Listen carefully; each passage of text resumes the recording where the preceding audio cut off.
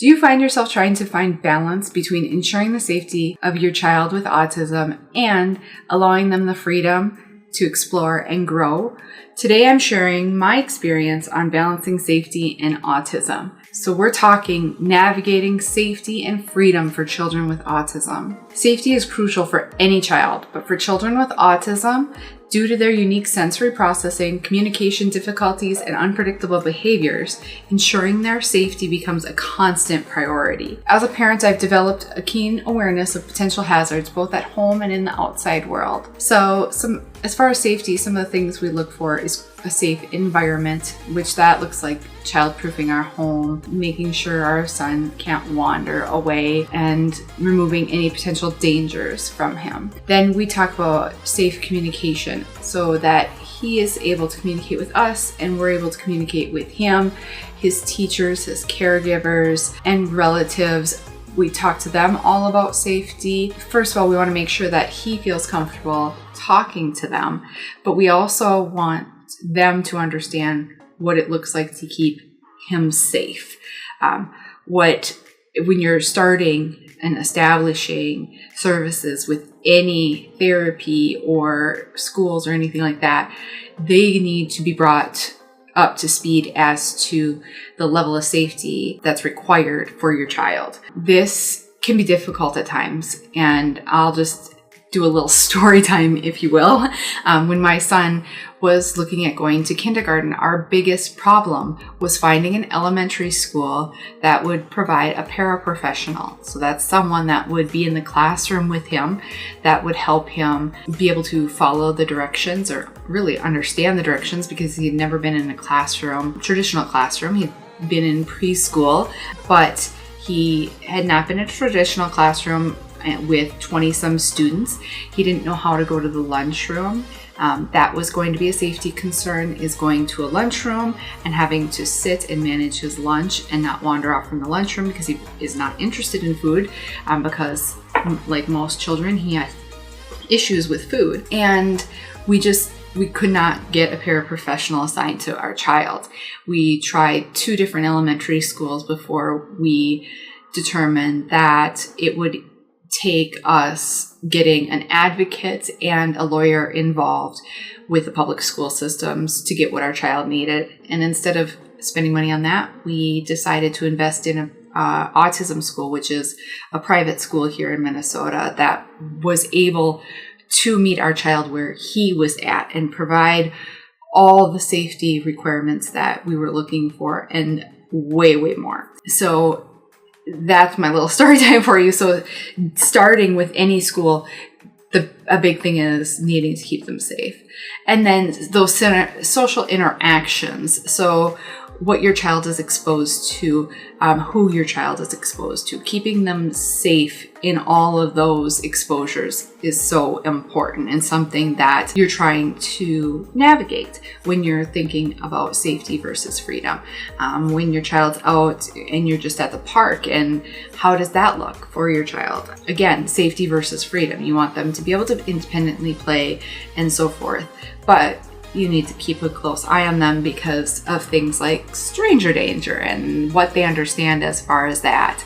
So while safety is a top priority, I recognize that my child deserves the opportunity to explore and experience the world just like any other child. That was one of the things that when we received the diagnosis, and we received a level 2 diagnosis for our son with ASD at the age of 3, we said that we wanted him to have the same experiences that any other child would receive.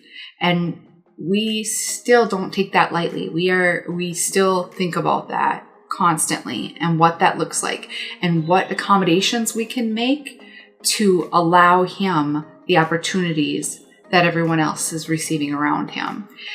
So encouraging freedom is essential for his personal growth, independence, and his self-confidence, because he doesn't want to necessarily be left behind. Sometimes he does choose that, and that's okay. We allow him that option and the opportunity to participate or not participate. But we will sometimes look for inclusive activities if we know something is hard. So for example, we have done the movie theater, but because of how loud the movie theaters are, that can sometimes be difficult and a little bit triggering.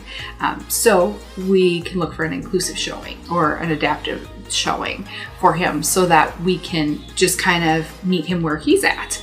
Same thing with other activities. Something really fun is tubing behind a boat.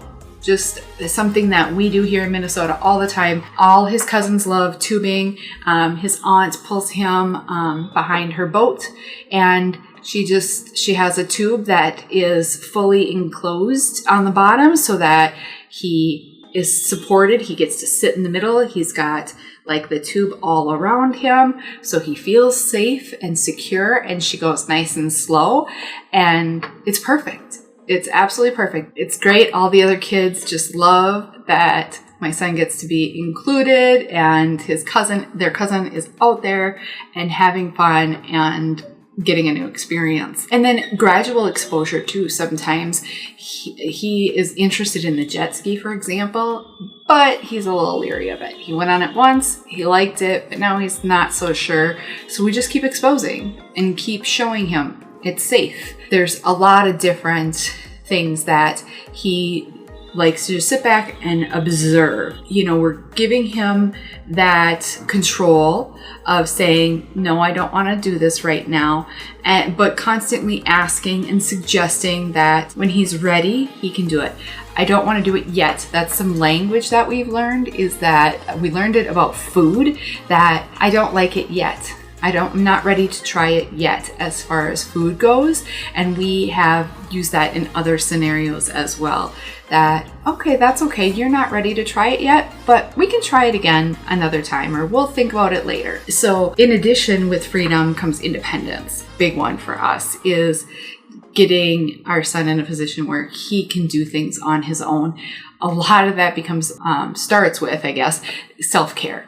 Grooming, dressing, toileting, all of the things that kids start to do at a much younger age for neurotypical kids, but children with autism typically takes them a little bit longer, which is totally fine. Part of us as parents, we like to hit the easy button, if you will, and we're like, oh, it'll just be quicker if I jump in and do it. But it may be quicker, but we're not fostering that independence, and we're not providing for that freedom and the independence where we can. So taking that step back and thinking, here's an opportunity, has nothing to do with safety. It has everything to do with letting him feel independence, and he has the freedom to do it on his own, and just letting him step in and do those things. And then embracing the differences.